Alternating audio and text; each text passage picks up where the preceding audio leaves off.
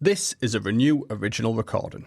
Hello and welcome to Believe in People, a two-time Radio Academy Award nominated and British Podcast Award-winning series about all things addiction, recovery and stigma. My name is Matthew Butler and I'm your host, or as I like to say, your facilitator. Today we're speaking to Cara Cox about addiction, trauma, recovery and the long road back from repeated relapse. Cara shares how childhood loss, her mum's alcoholism and years of internal loneliness shaped her relationship with substances, from alcohol and cannabis to ketamine, heroin and crack. She talks candidly about rehab, near-death experiences, creative recovery and how connection ultimately helped save her life. I had a really, really glorious childhood. My dad was a sergeant major in the army, so I was actually born in Germany. My first school was a Dutch-speaking school in Holland. I can't speak Dutch, so I think by the time I finished my education, I'd been to about 14 schools. But in early childhood, it was amazing. We lived in Hong Kong. We saw a lot of the world. And it was just, everything about it was amazing. But unfortunately, my mum started to get really unwell. And I think I was probably around about 10 or 11 years old. And my mum soon started to drink to cope with what was going on with her. And it was in the 90s. And I just remember feeling so hopeless. I couldn't help her. And the problem is, as a child living with an alcoholic, as much as the family wanted to see my mum get well and as much as we wanted to do everything to support her and to see what we could do to get her better, she drank to an extent that was in lots of blackouts. And I can remember being at school and just being completely consumed with how my mum was when I got home. And I suppose that's where I often say it was confusing, because I absolutely adored my mum. You know, she was beautiful, she was amazing, she was very loving. But this is where, when I reflect back, I can see that real Jekyll and Hyde character and the devastation that alcohol can put in the family. And when I was 13, that's when my mum made the decision to end her life. So I think as a family, you know, we're quite fortunate in that I've got these two incredible brothers. They're amazing. They've been my constant support, and my dad is absolutely awesome. So fortunately for us, we became a close unit. But the impact that my mum's death had on us, I think it was often when you talk about trauma and something affecting you, it's like that invisible rucksack scenario where you're sort of walking around and you put your first boulder in. I think the death of my mum was certainly the first thing. And I can remember being must have been about 11 or 12, really despising alcohol and despising everything that it did, because it completely and utterly transformed the woman that I loved most in the whole world. So I despised it. But I do remember tasting it and thinking, I don't get it. It was then when I was sort of in my teenage years that at school I was introduced to cannabis and drinking. And straight away, I drank differently to all my friends. Straight away, I drank to blackout. Straight away, I was smoking cannabis sort of daily or weekendly. And I knew that you sort of almost get that warning sign that this isn't going to go too well. And I can remember just feeling different. And I remember feeling like my head was going quieter, that all of the internal struggles that I often feel, because fundamentally I feel uncomfortable in my own skin a lot of the time, not so much now, not even close. But as a teenager, I just felt different. As a teenager, I just felt like I was always watching and I just couldn't be present or get involved. And there was lots of things that I used as escapism. It was music and drama and all of those things. But when I found substances, even as a teenager, that's where something slightly started to click. Yeah, I can see the need for the need for escapism, because I suppose there's a few things that I picked up on there, and correct me if I'm wrong, but I guess being in a military, or your dad having a military background, was he quite regimental at all or quite strict at all? Yeah, but but in a necessary way. Do you know? Not in a. Because with my dad, he's so kind and compassionate, but there's this directness, and I think the other day I was with a mentor that I work with the Clearer, and they said, whose leadership style do you admire the most? And I sort of said, well, actually, my dad's leadership. But yes, there is this expectation when you're in the army, and I remember with my mum and how much she struggled with her mental health and alcoholism. When you're in an army barracks and an army compound, it's very much swept under the carpet. You can't expose the fact that you've got an alcoholic in the family. It's in the 90s. Yeah. There's not the help that there is today. So there was this huge, massive stigma attached to it. There was this huge shame. And fair play to my dad, you know, as strict as he was, and yes, he was strict in many ways.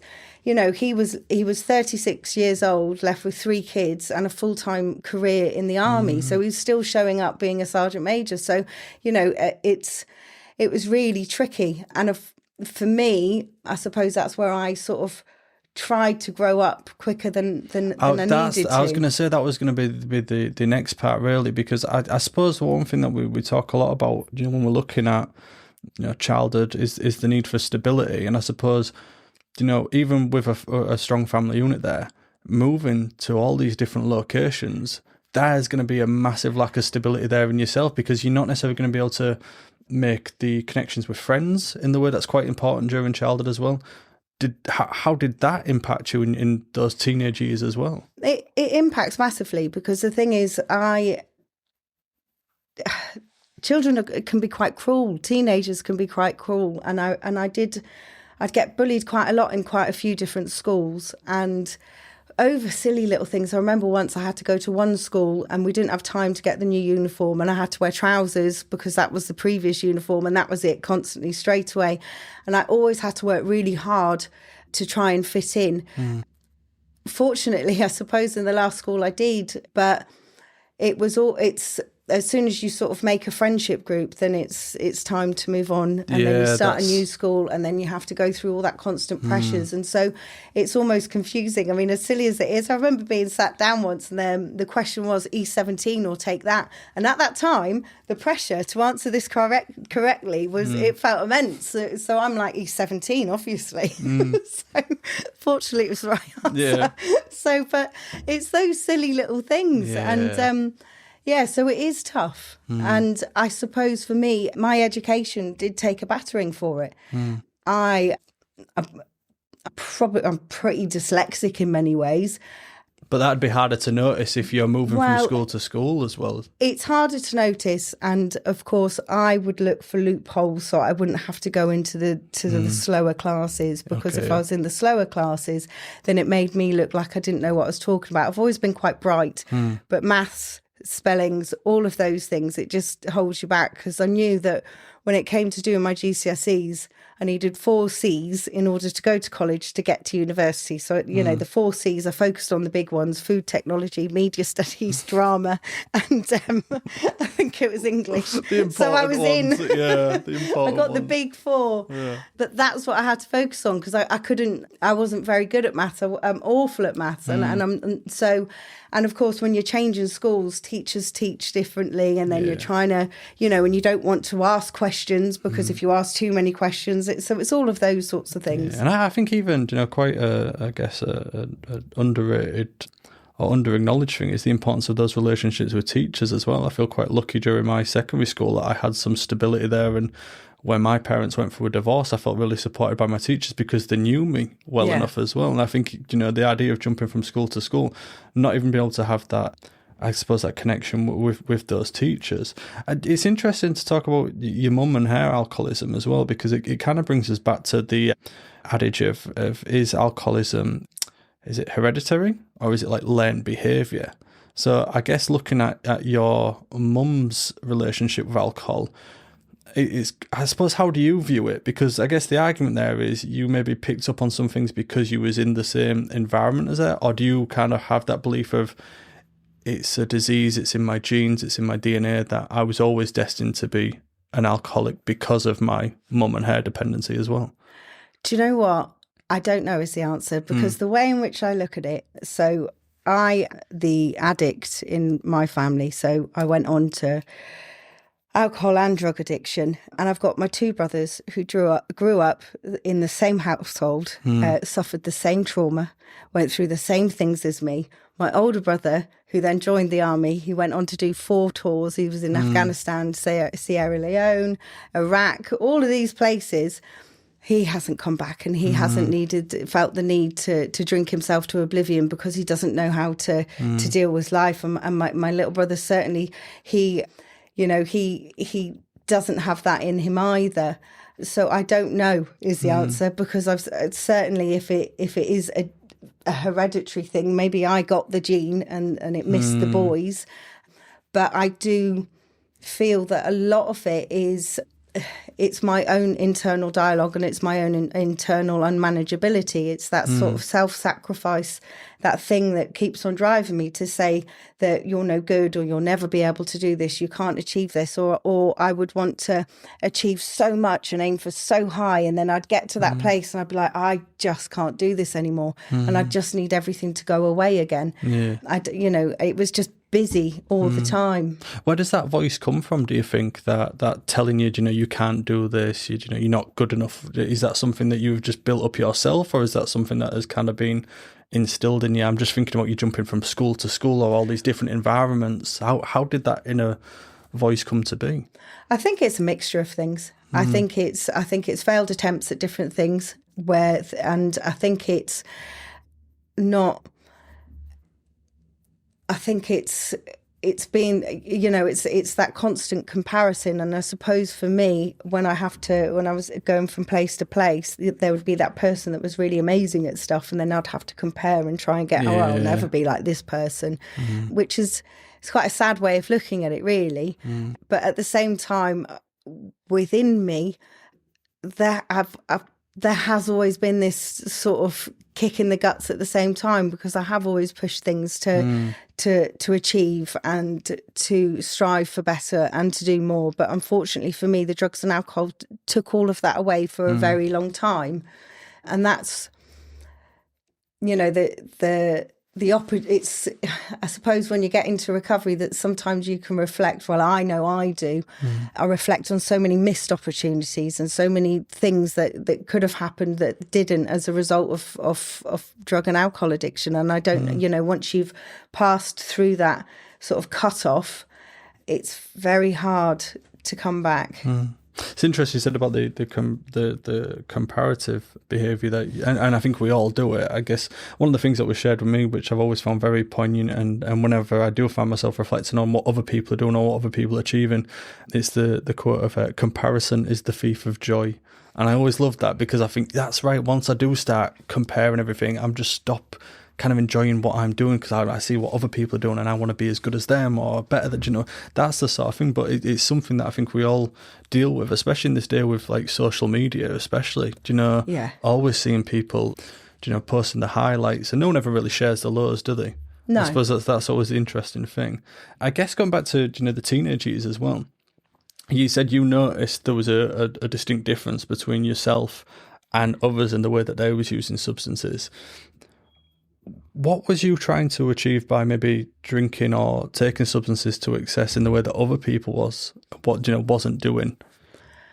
Who were you trying to be? There's the question. Well, who I was trying to be was the authentic me, because that's what drugs and alcohol enabled me to be in those early stages. That it was it is better than any prescribed medication in the whole wide world for somebody who is, suffers with this awful anxiety of being around people and stuff like that. I know for me that drugs and alcohol did for me that nothing else could do. So I was able to be more confident. I was able to party more. I was able to talk to people. I was able to chat to boys. I was able to feel attractive for the first time ever. It's like everything comes up in colour almost. But I know that in my college years and my teenage, sort of my early years of going to university, when I got to Brighton, I went to do a degree in theatre arts, and I can just remember it was that arrival point. It was just like, I can be and do whatever I want. I am free. And that's where I got introduced to the rave culture, the party scene. I was still sort of at uni, but the thing is, it was just like, it is that old sort of purely living for the weekends, but my weekends would go from Wednesday to Monday, and it was constant. But it just meant that I found a piece of freedom in it. I found connection, I found love, I found all of those things that I wanted to do.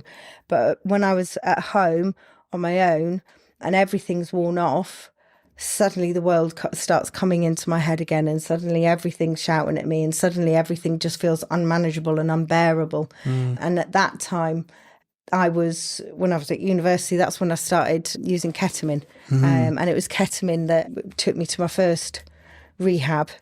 And it was ketamine and alcohol, but ketamine in particular, I became a slave to that drug, horrific health consequences. And I can remember going into my first rehab and I'm getting K cramps and my bladder's going and it's my gallbladder's being removed. I was very unwell, and the counsellors were telling me the effects of ketamine because it was quite a new drug, and I was like, well, I know what it does, but how do I stop? How do I stop taking this? Because every time I just wanted to escape reality. I just didn't want to be in the world. And I think I was fortunate enough to get through my degree and I passed, and I was working in a corporate world, and I was working as an actress, and I was doing all of these wonderfully creative things. And then on paper, my life looked really brilliant. I know I'm going to my 20s now, but in my early 20s, on paper, my life looked really successful. I was working for a corporate company in Brighton. I had a seafront property. I was married, had a lovely little sports car, but I wanted to kill myself. I didn't want to wake up, and I would take these big attempts on my life, and it would be psychiatric units, and then it would be rehabs, and it was just, it was horrendous. And that's sort of almost the beginning of the progression. It wasn't about what I had. It was, none of that mattered. It was about how I felt about myself, and it all goes back to that void. I didn't know what I was feeling. I just knew that I just didn't want to be here. Yeah, it's interesting you said it, because that takes us again back to that social media analogy of where people's lives look perfect. Yeah, you had the seafront property, you had the nice car, but inside there's something, that just can't be filled. I haven't had anybody really talk to me about ketamine on this series before, despite its popularity now growing exponentially. To be introduced to it, how old was you when you first started taking it? So university years, early 20s? So I'm 43, so okay. It was a good, I was must have been 20 when I started using ketamine. Can you tell me how when you take ketamine, how does it make you feel?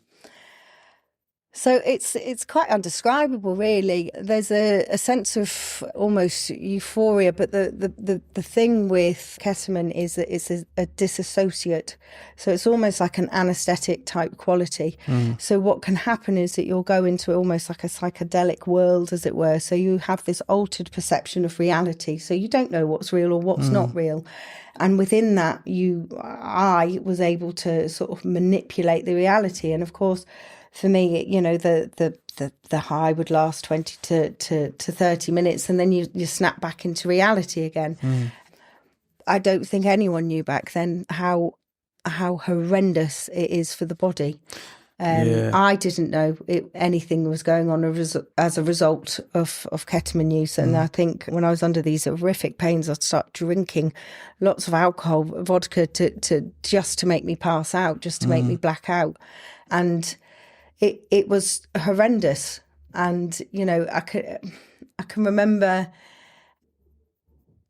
so many people sort of saying, there's a real problem here. And my poor dad at the time, I said I'd lost my driving license for drink driving. It was my first, what I felt was my major consequence, but he helped me into my first rehab, and I hadn't told him at that stage that I was on drugs. So it was really hard for him when I did say, and my drug use got worse after that. But ketamine at the time, it just stripped everything. It's like this zombie that I became. I'm lucky that my body has healed. I think that's the thing with addiction in general, is that physically consequences are horrendous. You know, some of the consequences that I've had through my drug addiction, you know, and I've had 3 cardiac arrests. I've been, you know, I've pretty much nearly died. You know, was that whilst under the influence of substances, or like a long-term effect of using the No, substances? that was, I overdosed on heroin. Okay. So it's very lucky to be here, and also as a result of wanting to end my life and lots of different things. I've had a head injury through taking drugs and falling on my head, and that was also. So I'm very lucky to be here. But the physical consequences that alcohol and drug addiction strip away are horrendous. You are near death. The difficulty is that when you come into recovery, of course, physically, I get well really quick compared to everything else. Physically, I can heal myself really quite fast. I can start showering. I can start presenting better. I can start eating well. I start put nutrients in my body. But the problem is I haven't managed anything that's going on in my mind. And what I know is that with addiction, for me, it centers in my mind. It's my mind, and that's where it's most powerful. No matter how physically dependent I've come on drugs and alcohol, when I put the substances down, my mental health gets worse, my feelings come back, my emotions aren't regulated, and I feel so much worse before I get better. And that's where I have to tap into something that's bigger than myself. So I've got this spiritual aspect of me that says, well, what next? What do I do now? And that's the tricky part. So when we sort of say is, you know, so why does this person keep doing it? Why does this person keep doing it? And that's because in many ways, when you wake up, it's hard to live with all of that. So I'm really fortunate in that I've found a network of people that have helped me along the way. But it took me 10 years to get well. 10 rehab centres, psychiatric units, detox units, because I couldn't listen. And I felt that I could just do things in my own way. I think one of the rehabs, you know, I went in, I think it was my 6th rehab, and I made the decision that my marriage wasn't working, which it wasn't. And it was a really hard decision because I'd been with my husband from the age of 19 until the age of 32, but we were not right for each other. He was still in his sort of drug world, and I was, you know, in rehab after rehab trying to come off drugs. I think what tends to happen though is the rehab will say, you know, change everything, change your environment, do this. And then I did all that. And the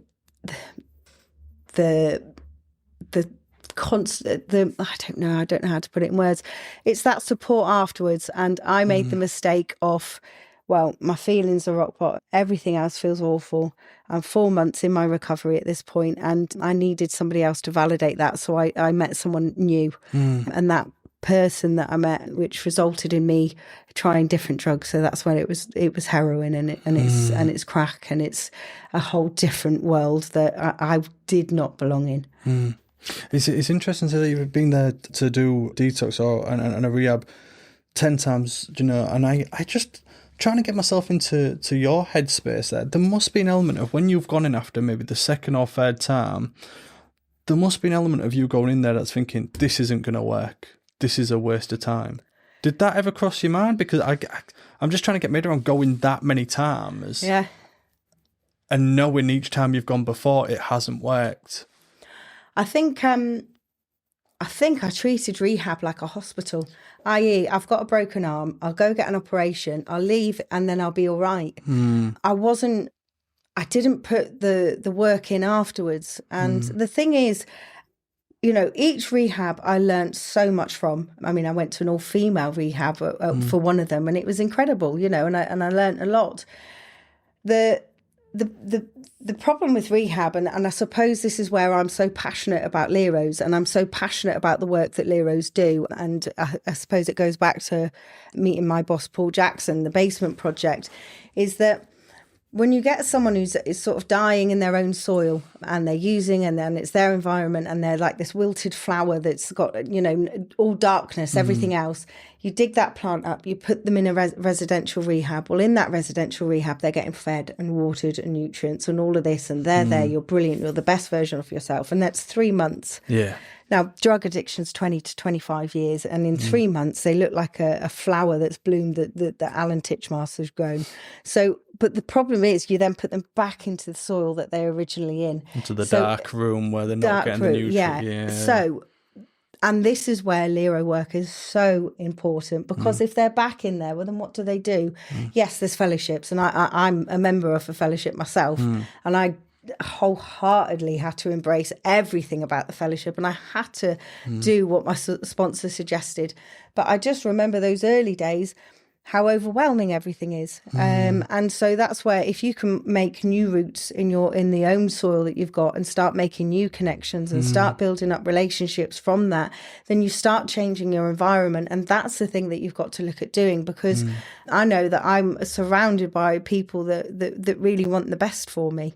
I'm very fortunate in that some of my friends from Brighton, the decent friends, you know, I'm still friends with a lot of them, but they had to part ways with me for many years because they couldn't watch what I was doing to myself. They couldn't watch the self-destruction and the path that I was on. I mean, it was horrendous. And throughout this story, the thing that I'm picking up on is connection. I think looking at that childhood where you was moving from country to country, school to school, you're not getting the chance to really develop those connections. When you first started using substances, and you talked about the rave scene, you talked about the connection that you had with people.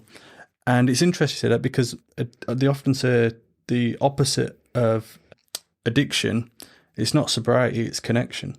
100%. And I've always loved that, because I think a lot of people in addiction are isolated. It goes back to the flower metaphor of being in that dark room, being by yourself. You could be sat in a room with 4 other people all using, but you really are by yourself, aren't you? 100%. I was the loneliest person in the world. The internal loneliness that I suffer with, I wouldn't wish on my worst enemy.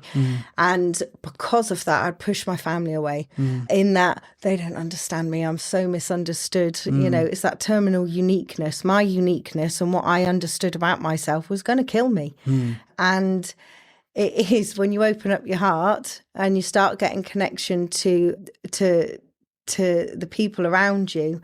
And that's where my recovery, I've been so lucky with the people I've met. JP, we founded the Detox Factor, Paul Jacks, where we launched Chase Recovery. But it's all the other people that I've met on the way. And I got well during COVID. So May 2020, I was in a tent in Southampton. I'd told my family I didn't want anything to do with them. My family had tried to detox me again, but I made the decision at that time that I was just going to be an addict and I was going to die an addict. And I just made this sort of resolution. But COVID happened.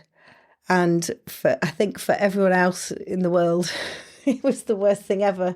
For me, it saved my life, because my family sort of said, you've got one more opportunity here. That COVID is because when you're at that time, there's nowhere for me to go. There's no facilities open. There was nothing. So it was either stay in this place or go to that final rehab. And I did. And I went to this place in Leicester, and my brother picked me up. He didn't recognise me. He said, it was just horrendous. And I walked in, and you said a moment ago how each time I've been into a rehab, you must have thought, oh, this is never going to work. This is never going to work. And I got to Chestnuts in Leicester, and I don't know why, but Debbie, who came out, she said to me, you never have to be alone again. And where we've just spoken about loneliness and connection and all of those things, I'd and I heard her. I just heard her. And it was like something did melt in me that day. And so she took me in, and it was just so different. Straight away, she taught me how to pray. She was giving me affirmations in the morning. She gave me this horrendous task of looking at myself in the mirror.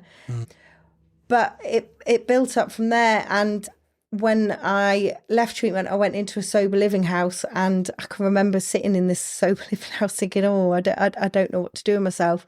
And Zoom happened, and all the fellowships went on Zoom. And do you know what? I was smashing 5 meetings a day sometimes. It became a bit of a new thing. It was an escapism, and I was going to like morning meetings and afternoon meetings. And for me, I think COVID actually gave me a bit of clarity and focus, because I didn't have anywhere to go.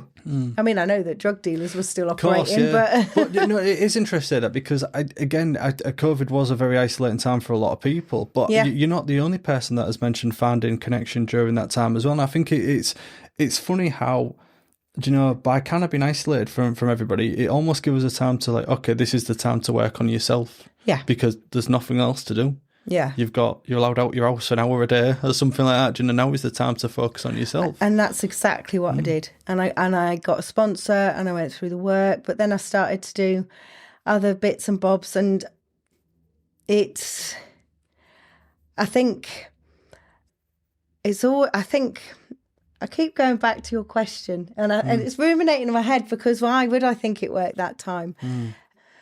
But I think part of me, there's been so many times where I've been sat in a situation or somewhere where in my head I've known that actually I shouldn't be here. There's got to be more to life than this. And I know that a lot of people say, you know, you can't get well for your family or your children, or that love isn't enough.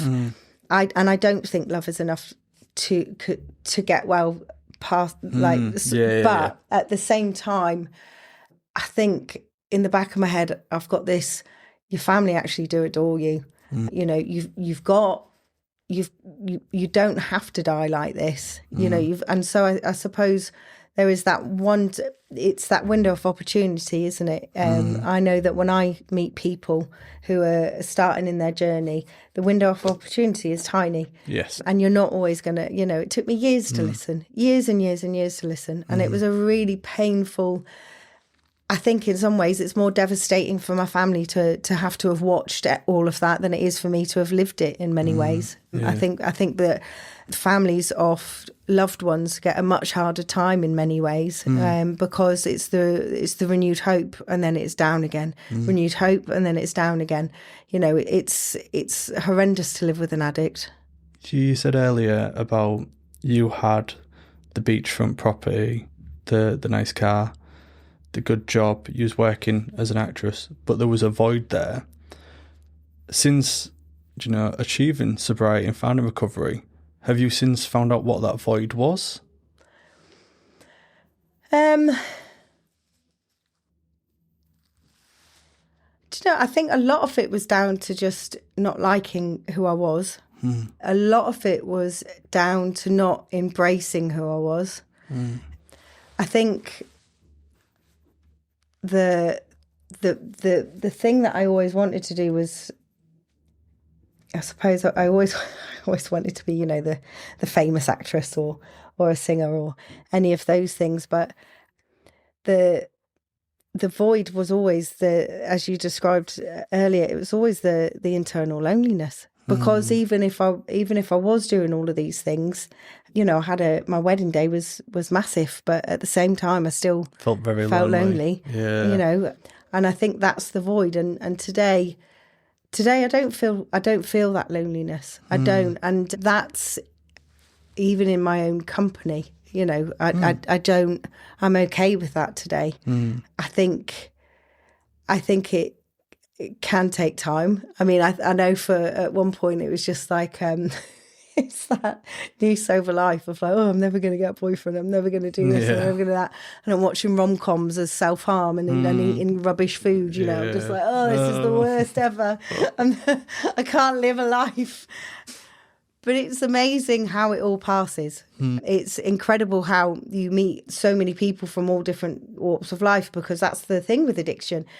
The demographic is humongous. Huge, yeah. You know, through our doors we have police officers, midwives, solicitors, and then we also have people that don't have a home, you know. So the demographic is massive. And I think when people can't, and I suppose in some ways I probably, especially in my earlier stages of trying to get well. I came in to recovery with so much recovery capital that I thought I could think my way out of addiction. Well, I can't be an addict because I've got a job, and I can't be an addict because I can do this, and I can't be like these people because the stereotype was still very much in my mind. You know, I'd sit in a meeting and I'm thinking, well, I'm a party girl from Brighton who uses ketamine and alcohol and all these substances. I'm not a heroin addict yet. And that's the reality of addiction, because it is progressive. And it's when the progression keeps getting you, and just as you hit that rock bottom, another one's in the post. And that's when it's the unacceptable becomes totally the acceptable. It's like if you live in a penthouse apartment and for some reason you've got to downsize, you downsize your apartment, you think, oh, actually, this is quite nice. And then you've got to downsize again. Suddenly you're in a 2-bedroom flat, go, actually, this is cozy. I didn't need 5 bedrooms. So you just get accustomed to whatever it is. And, you know, all of those unacceptable behaviours, totally the norm. It's like you don't even question yourself. All right, it's all right. If I start drinking at 8 o'clock in the morning, well, I'll just do it this one day to get rid of this hangover. And before you know it, it's every day. And then I'm nipping out at lunchtime. Stereotypes and stigma is obviously a big part of what we do, and even today I find myself kind of succumbing to that, because as you sat opposite me when we first started talking and you mentioned alcohol, I was like, yeah, I can see that. Then you mentioned ketamine, I went, oh, that's interesting. I didn't think you'd been someone that used ketamine. And then you talked about heroin and crack cocaine. Now I'm looking at you today thinking, she doesn't look like someone who's, you know, had problems with heroin and crack cocaine. And I say that as someone who works in these services. So you can walk down the street and no one's ever going to think that you had those sort of problems, you know, historically. And I think that in itself is so interesting, isn't it? About the stereotype of what does someone who has had or does have substance misuse problems have. You mentioned police, you mentioned midwives. Yes, the stereotype exists for a reason because it is out there, but it's also all these other people that could be affected as well. And I found that really interesting. But you said about coming through your doors. Tell me a little bit about being part of Chase Recovery, and I mean, what did that community give you that you couldn't find on your own? I mean, we've talked about the loneliness and the connection. Was there more there as well? Yes, so I was really, really fortunate in that I think in my first year of recovery, just towards the end, I was a peer mentor for CTL, actually, in Walsall. And then I managed to get a voluntary position with the drug service, which is now Inclusion, which is Stars, up the road. And my volunteer job at the time was ringing people up as part of the employment service to see if they'd done their CV. Now, it'd been COVID. No, but how? Okay. Right, okay. And I'm thinking, well, okay, how many people?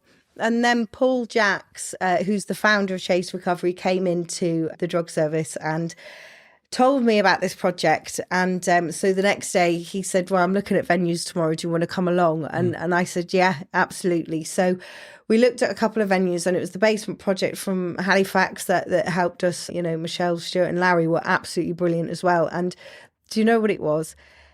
They asked my opinion. It sounds really silly, but they took me out to these premises, and I'm looking at these guys, you know, with like 10 years plus recovery, and I've just got my year. I've never been a year before in my life, so everything's getting built up. And then they're having these big conversations, and then they all turn and they said, well, what do you think?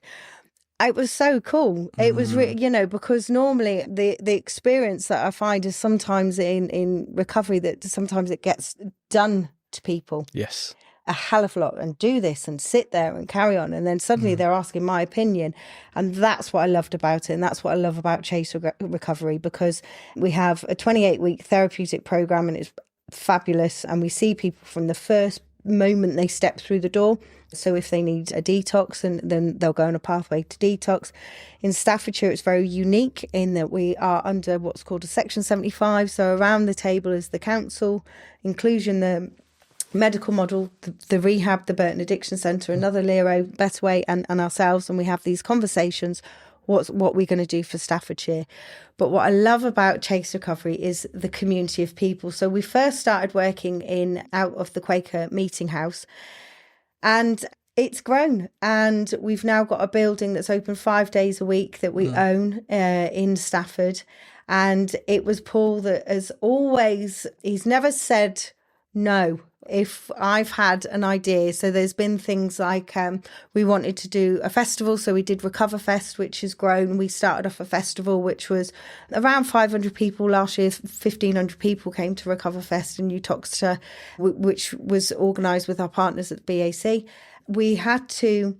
We've done plays, and I'll talk about the detox factor in a moment, but the detox factor was all grown on it, and it's always been, well, why don't you try it? Why don't we pilot it? So we're going into prisons, we're going into different places, and it's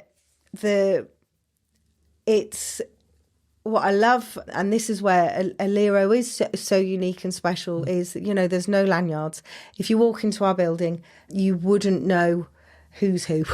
And I will comment on this. It's so important that we've got a little kitchen area downstairs. If I go in there with my lanyard, I feel like I'm treated differently to how I go in there when I haven't got my lanyard. Yeah, we don't. Yeah. Do you know? It makes a big difference, doesn't it? Because it well intentioned or not, it does create an us and them environment having the lanyards, doesn't it? Yeah, it does. And the thing is, I'm in recovery. I've just been in recovery longer than people. And I will often say to the people that are new in, it's not me that will sort of tell them how to work the programme.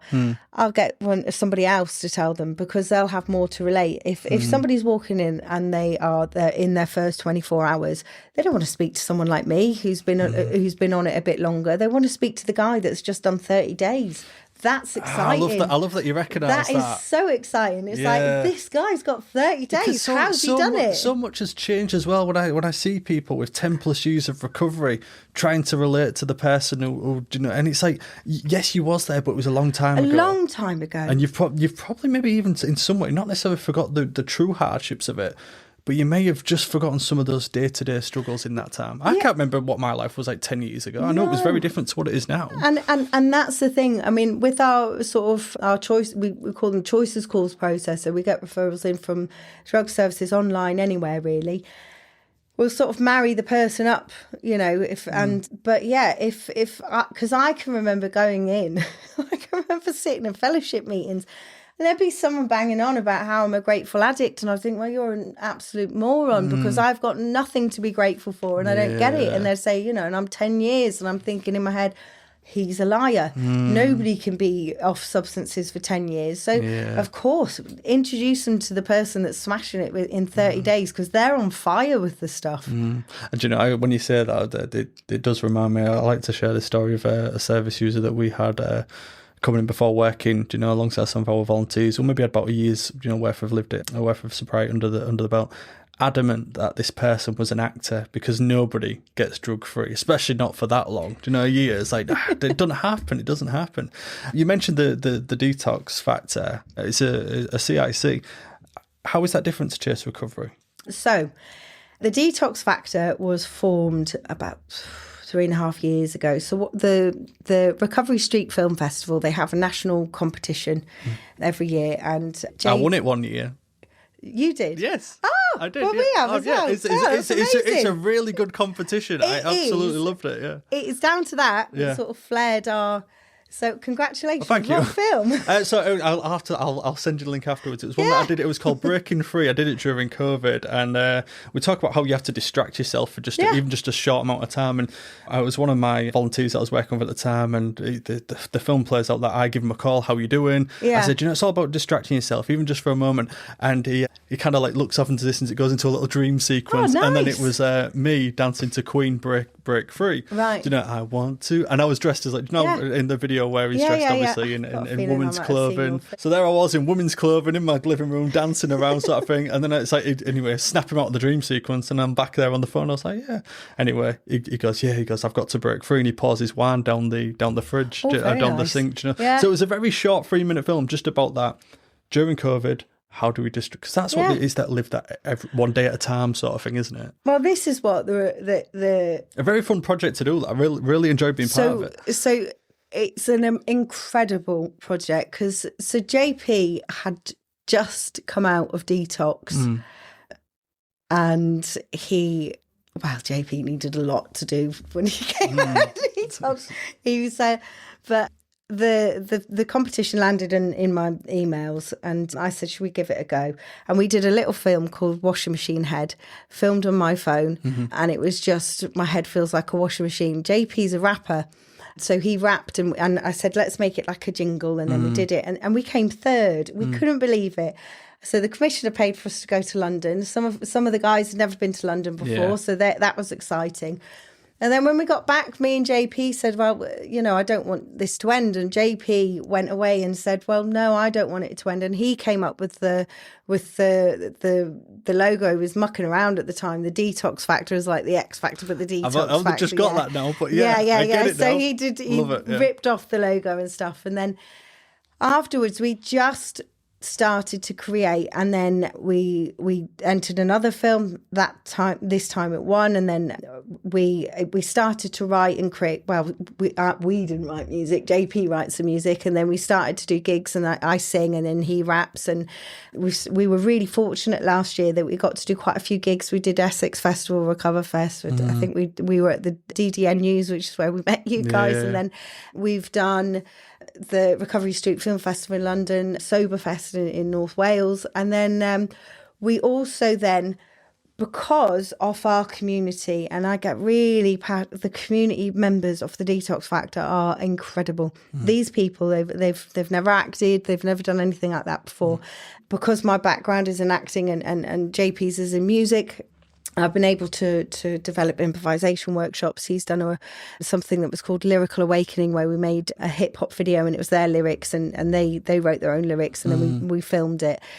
Then we created Wake Up Sammy. So I wrote Wake Up Sammy, and when we first started the project, I said to JP, I'd love it one day if we could go into a real theatre and really do a play and get everyone doing it. But when we go back, if we talk about that stigma thing, what I didn't want to do is just go into a theatre space and be like, look at these guys, and then the expectation be like, oh yeah, that was all right, yeah. I really want almost like a pity round of applause. Yeah, well done, guys. Well done. Good for you getting up there. Yeah, no, this isn't what the Detox Factor is about. We actually teach people skills. So when we're doing the drama workshops, they learn about different practitioners. They learn about Stanislavski and the system and stuff like that. They learn how to do proper improvisation workshops. So Wake Up Sammy is a play essentially about one man's journey through recovery, and they are based in a wake, and you see his life unfold as it goes along. So we have amazingly about a cast of 20, I think it is, with all the extras and everything else. And what happens is he goes into rehab, and he has his spiritual awakening when he meets a Robin in a rehab. Now, if you ask people about rehab, there'll be so many people that will tell you that a Robin appeared in a rehab. It's interesting. I'm sure I've heard somebody tell me this before. Yes, a Robin often, and Robins appear everywhere, but I think when you are at a place where, like a rehab or somewhere, suddenly you're noticing the Robin, and then of course there's all the attachment to it, loved ones are near, and all of those things. So Sammy has this spiritual awakening when a Robin appears, and then the show goes on. We're quite fortunate in that this year we are performing on the 29th and the 30th of January, actually. So we sold out last year, and that's at the Gatehouse in Stafford. And I think that's the beauty of it, is that we're in a professional theatre. The members who are in the play have treated it like a professional production. In that, of course, you have to go gently. It's overwhelming. But they've learnt their lines. They are acting their absolute socks off. They're finding moments in it that I didn't even think that were there. That it's really quite beautiful what they've managed to do. And on the second part of Wake Up Sammy, we've got other organisations joining us. And so we go into what's called the fourth dimension of existence. And we've got, the Burton Addiction Centre, Sons of Jericho, which they're really cool, the Sons of Jericho. They're some lads that have formed a band from Jericho House in Derby. Okay. So they're doing a little skit. And then we've got a couple of singers from the Drug and Alcohol Service, a family. They're incredible.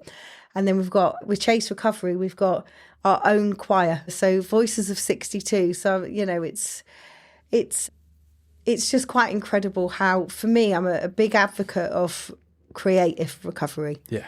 And I think you would get it. Absolutely, 100%. Yeah. Well, I understand. I fully understand. I mean, we have creative sessions here.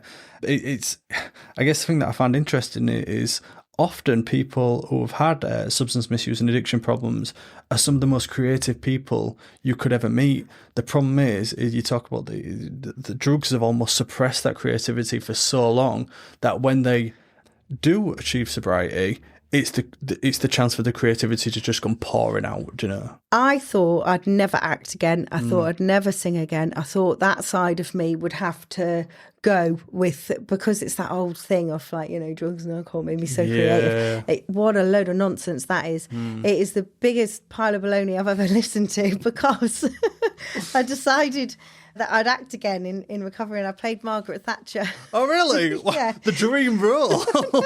Well, I auditioned for the Queen, and the director said, "Will you read for Margaret Thatcher?" I thought, I don't know how to take this, but yeah, I'll read for Margaret Thatcher. I wanted to be the Queen, but I got Margaret Thatcher.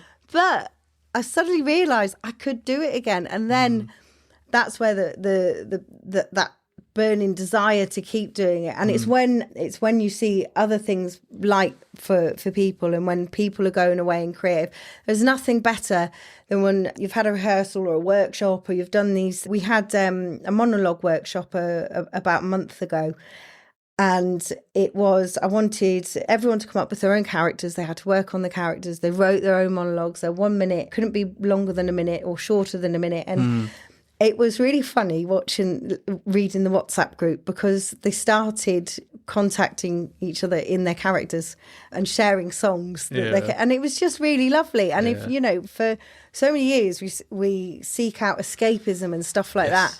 And for me, I find that in creativity. Yeah, so I wish I could find it in the gym sometimes, but you're still getting that escapism, but in different and much more healthier ways now. Hugely healthy. I guess one of the last questions that I'd like to ask then, if there is somebody that maybe finds themselves in a similar position to what you found yourself in, is there any advice you'd give them, or is there a piece of advice that you was given that you'd like to share with other people? It's hard because everyone's different, isn't it? I always understand that, but I'm always interested if someone ever said something to you that's always really poignant, or something that ever really stood out.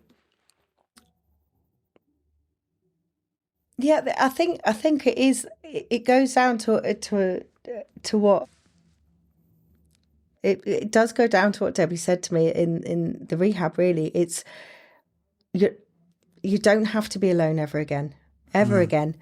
There has to be a decision made. Once the decision is made, just stick to the decision.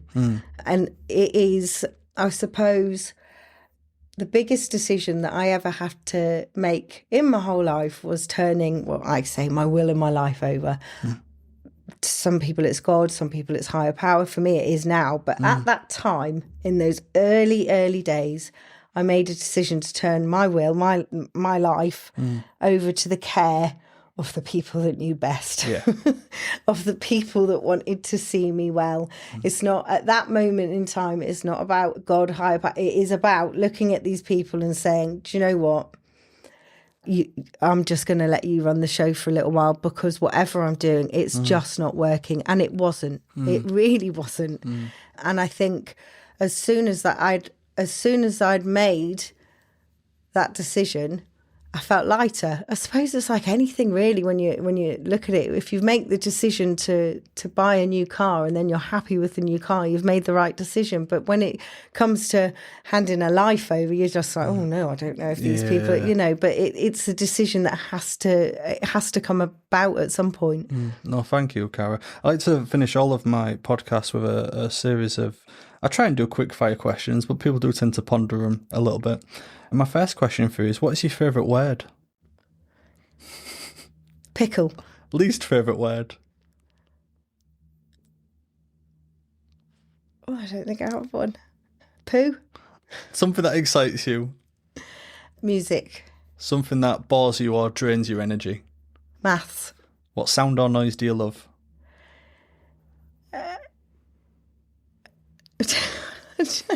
Motorways. I used to listen to white noise. I like the car. Yeah. What sound or noise do you hate? Oh, squeaky trainers in the supermarket, or if they're wet and then someone squeaks their trainers. Especially when they start shuffling their feet as they first come into the shop. I can't, Yeah. When do you feel most like yourself? At work.